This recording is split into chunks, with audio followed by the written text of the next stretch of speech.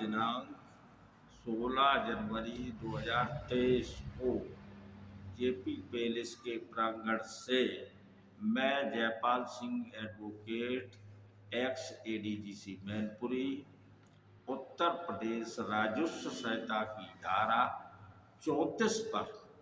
प्रकाश डालना चाहता हूँ। धारा 34 के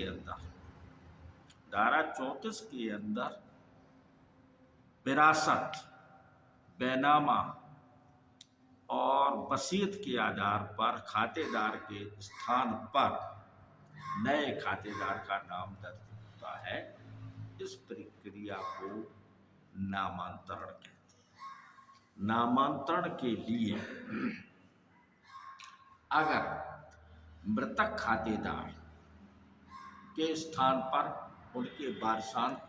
को नाम दर्ज करवाना है और बैनामा के आधार पर खातेदार के स्थान पर बैनामेदार का नाम दर्ज करवाना है और वसीयत के आधार पर वारसान के स्थान पर वसीयत में दर्ज खातेदार की अंतिम इच्छा के अनुसार कोई नाम दर्ज करवाना है। इस प्रक्रिया को नामांतरण प्रक्रिया कहते हैं, जो कि अधिकार अभिलेख खतौनी में अंकित खातेदार के स्थान पर बैनामा के आधार पर, खातेदार की मृत्यु के बाद विरासत के आधार पर, खातेदार की मृत्यु के बाद उसके द्वारा अभिलिखित वसीयत के आधार पर नाम अंकित किए जाते हैं। इसके लिए सर्वप्रथम जो प्राधिकृत उत्तराधिकारी है उसको एक प्रिस्क्राइब्ड फॉर्म पर एक उत्तर प्रदेश राजस्व संहिता की नियमावली में अभिलिखित प्रारूप पर एक प्रार्थना पत्र तहसीलदार को देना होगा, जिसमें ये निवेदन किया जाएगा कि अधिकार अभिलेख की खतौनी में के खाता संख्या फला पर दर्ज कृषक की मृत्यु हो गई है। उनकी मृत्यु के उपरांत मैं प्रार्थी जिसने प्रारूप पर एप्लीकेशन दी है ये दर्शाते हुए कि मैं उनका वारिस हूँ, बतौर पुत्र हूँ, बतौर नाती हूँ, बतौर पुत्रियाँ हूँ, ये सब हवाला देते हुए एक प्रार्थना पत्र ये विरासत के आधार पर दिया जाता है और बैनामा के आधार पर इस आशय से दिया जाता है कि अमुक काश्तकार ने अपने खेत नंबर गाटा संख्या फला के फला रकबे का बैनामा दिनांक फला को मेरे हक में कर दिया। उस बैनामा के आधार पर मेरा नामांतरण कर दिया जाए। और तीसरी पोजीशन आती है कि मृतक काश्तकार ने अपने मरने से पूर्व अपनी इच्छा अनुसार वसीयत के द्वारा हमको जो है अपनी समस्त जायदाद का वारिस घोषित कर दिया है और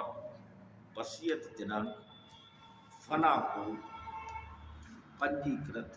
2 गवाहों के सम्मुख की गई है। पंजीकृत वसीयत के आधार पर मेरा नाम दर्ज कर दिया गया। तो ये सब प्रार्थना पत्र प्राप्त होने के बाद तहसीलदार एक इस्तार जारी कराएगी। वो इस्तार जो है आम पब्लिक के लिए पूरे मौजे में जारी होता है। उसमें इस्ताहार में मृतक काश्तकार का नाम और विरासतन प्राप्त काश्तकार का नाम, बैनामा जिसने खरीदा बैनामेदार का नाम, वसीयत में जिसका नाम उसके नाम दर्ज होने के बाद वो इस्तार जारी होता है, जो गांव में आम पब्लिक में तहसील से गए हुए चपरासी के द्वारा बताया जाता है, सबको सूचित किया जाता है। वो गांव में जाके बताएगा कि ऐसे फला काश्तकार की मृत्यु हो गई है, उनके फला फला वारसान है, जिसकी दरख्वास्त फला आदमी ने अपने बतौर पुत्र हैसियत दी है। अगर किसी को इस पत्रावली पर कोई ऐतराज है, इस प्रार्थना पत्र पर कोई आपत्ति है, तो दिनांक निश्चित होती है, उस दिनांक को आकर तहसीलदार के न्यायालय में अपनी आपत्ति प्रस्तुत कर सकता है। नामांतरण प्रार्थना पत्र आपत्ति आने के बाद प्रार्थना पत्र देहिंदा को तहसीलदार महोदय उस आपत्ति पर लिखित आपत्ति चाहेंगे और दोनों की लिखित आपत्ति आने के बाद दोनों को साक्ष्य का अवसर देंगे और साक्ष्य का अवसर देने के बाद उस नामांतरण प्रार्थना पत्र का निस्तारण करेंगे। राजस्व संहिता की धारा 34 में एक समय सीमा निर्धारित है कि 3 महीने के अंदर प्रार्थना पत्र का डिसीजन निर्णय हो जाना चाहिए, परंतु ये तो कानूनी बात है, लेकिन प्रायः तहसीलों में कर्मचारियों की कमी की वजह से अन्य कारणों से नामांतरण प्रार्थना पत्रों का प्रायः निस्तारण जो है 1 साल, 1.5 साल, 2 साल के उपरांत ही हो पाता है। परंतु जिन नामांतरण प्रार्थना पत्र पर आपत्ति आई है उसके बारे में कोई समय सीमा नहीं कह सकते कि कितनी जो है समय तक आपत्ति चले, कितने समय बाद डिसाइड हो। प्रायः ये देखा गया है, मेरे 50 साल की वकालत के व्यवसाय में मैंने ये देखा है कि विरासत पत्रावलियाँ 20-20 साल, 25-25 साल से पेंडिंग पड़ी हुई है, इनका निर्णय नहीं हो पा रहा है। विभिन्न कानूनी पेचीदगियों से की वजह से वो अब भी लड़ाई में है और निरंतर कुछ न कुछ कानूनी पॉइंट, कानूनी बिंदुओं पर विचार हो रहा है और इन पर सब पर विचार करने के बाद तहसीलदार का जो आदेश होगा, उस आदेश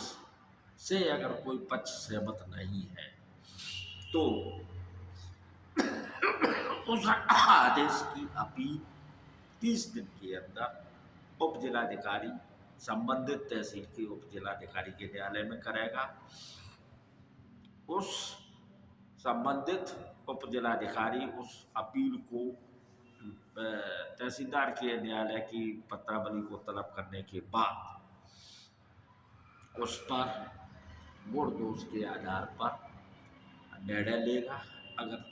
उप जिलाधिकारी ये समझता है कि तहसीलदार ने आदेश सही किया है तो वो आदेश बहाल करेगा, और अगर उप जिलाधिकारी इस निर्णय पर पहुंचा है कि तहसीलदार का आदेश गलत है, न्याय संगत नहीं है, कानून की परिप्रेक्ष्य में गलत है, तो उसको पलट देगा और अपना आदेश जारी करेगा। और अगर तहसीलदार के आदेश पर उप जिलाधिकारी किसी निर्णय पर नहीं पहुंचता है, किसी निष्कर्ष पर नहीं पहुंचता है, तो उस आदेश को पलटते हुए पुनः विवेचना के लिए रिमांड तहसीलदार क्या कर देगा। तो ये प्रक्रिया हमने अपील तक आपको बताई। इसके साथ एक चीज़ और आपको बता दें, जो मैंने 3 पॉइंट रखे थे कि विरासत के आधार पर, वसीयत के आधार पर और बैनामा के आधार पर नामांतरण पत्रावली तहसीलदार के न्यायालय में चलती है। इसमें एक चीज और यहीं पर क्लियर कर देना चाहते हैं कि विरासत की पत्रावली यानी मृतक काश्तकार के वारसान दर्ज करने के लिए पत्रावली की भी आवश्यकता नहीं है। वो उत्तर प्रदेश राजस्व संहिता की धारा 33 में लेखपाल को सूचना देने पर कि उसके वारसान ये सूचना देंगे कि मेरे फला अमुक आदमी थे, वो खत्म हो गए हैं, उनके वारिस हम हैं, हमको वारिस दर्ज कर दिया जावे। तो लेखपाल उस एप्लीकेशन या उस सूचना पर या स्वतः संज्ञान से उस मृतक काश्तकार के सही वारसार का पता लगा के अपनी रिपोर्ट भूलेख निरीक्षक को देगा, और भूलेख निरीक्षक उस आख्या के आधार पर मृतक काश्तकार के वारसान का घोषणा करेगा। उस घोषणा के आधार पर प्रारूप 9 पर वो दर्ज होगा। दर्ज होने के बाद वो आदेश खतौनी में लिखा जाएगा, और इस तरीके से वो विरासत जो तय होती है वो अनकंटेस्टेड, गैर निजाई, बिना विवाद की विरासत कहलाती है। तो इस प्रकार की नामांतरण की प्रक्रिया के बारे में हमने आपके बारे में प्रकाश डाला। आप सभी लोगों को अगर और भी कोई जानकारी चाहिए या और कोई जानकारी अधूरी रह गई है तो उसके लिए आपसे संपर्क कर सकते हैं। हमसे इस नंबर पर जो है फ़ोन